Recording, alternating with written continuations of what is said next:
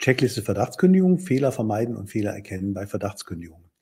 Mein Name ist Martin Henschel, ich bin Fachanwalt für Arbeitsrecht. Heute geht es um diese wichtige Form der Kündigung, die man in jedem Fall in Betracht ziehen sollte als Arbeitgeber, wenn man wegen eines Pflichtverstoßes eine Kündigung aussprechen möchte. Ja, Verdachtskündigung, was ist das überhaupt?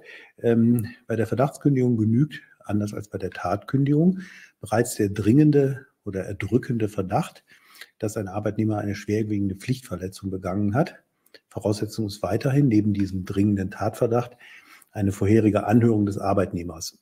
Das ist selbstverständlich. Man muss ja, wenn man wegen eines bloßen Verdachts kündigt, den verdächtigen Arbeitnehmer zunächst einmal angehört haben und ihm die Möglichkeit gegeben haben, sich zu entlasten. Kündigungsgrund ist dann nicht der Pflichtverstoß, sondern der Verdacht. Eine Verdachtskündigung ist daher keine Tatkündigung, sondern eine personenbedingte Kündigung. Ja, Checkliste, Erkennen der Fälle. Viele Arbeitnehmer und Arbeitgeber denken, dass wenn man Pflichtverstöße begangen hat, dann die Verhaltenskündigung die richtige Reaktionsweise wäre. Das ist halb richtig, das stimmt.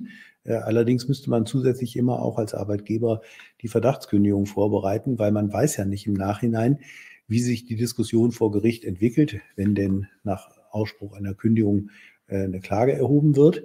Das heißt, man sollte immer, auch wenn man der Meinung ist, dass etwas nachweislich geschehen ist als Pflichtverstoß, immer auch eine Anhörung machen und damit eben eine Verdachtskündigung vorbereiten.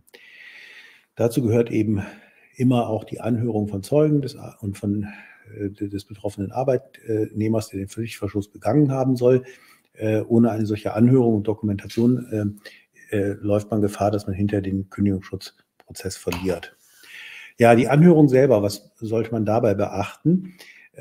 Die Anhörung dient ja dazu, dass der Arbeitnehmer, der in Verdacht geraten ist, die Gelegenheit erhält, diese Verdachtsmomente zu entkräften. Das setzt natürlich voraus, man muss die ihm auch konkret durchbuchstabieren. Man muss konkret sagen, worum es geht.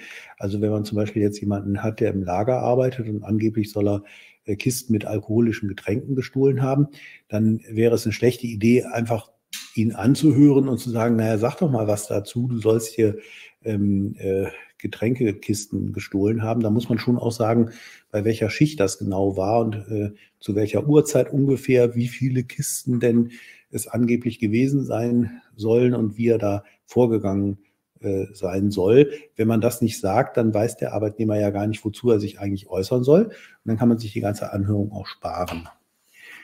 Ja, Fristen. Was muss man da beachten? Normalerweise sind Verdachtskündigungen ja außerordentliche fristlose Kündigungen. Das heißt, es gilt § 626 BGB und dort in Absatz 2 ist eine 2-Wochen-Frist geregelt für den Ausspruch einer Kündigung. Man darf sich also mit Kündigungen nicht bevorraten mit Kündigungsgründen, um diese sozusagen in der Schublade zu lassen, um bei Bedarf dann eine fristlose Kündigung rauszuhauen, sondern man muss halt spätestens 2 Wochen ab Kenntnis aller Umstände dann auch die Kündigung erklären. Das hat gewisse Vorwirkungen für den Zeitraum der Ermittlungen selber. Also auch wenn noch die 2-Wochen-Frist formell gar nicht angefangen hat zu laufen, weil man die Kündigungsgründe noch gar nicht beisammen hat, zum Beispiel also die Anhörung des Arbeitnehmers noch durchführen muss man trotzdem mit der gebotenen Eile, wie das Bundesarbeitsgericht sagt, vorgehen. Das heißt, praktisch gesehen, man sollte ein Ermittlungstagebuch führen, wenn man so will, also eine Art Mappe aufmachen und dann alles da rein dokumentieren, was man da gemacht hat. Man kann sagen, so ungefähr im Wochentakt sollte man schon mal was machen, also zumindest mal mit dem Anwalt gesprochen haben oder mal irgendwelche weiteren Ermittlungsschritte ergriffen haben, weil sonst fällt es einem hinterher auf die Füße. Ja, Anhörung des Betriebsrats zuletzt, wenn es einen Betriebsrat gibt im Betrieb und ein Unternehmen, dann muss der ja vor Ausspruch der Kündigung gehört werden. Dazu gehört in jedem Falle, dass man dem Betriebsrat klar sagt, dass man nicht nur eine Tatkündigung in Aussicht nimmt, sondern eben auch eine Verdachtskündigung, weil das eben 2 verschiedene Arten von Kündigungen sind.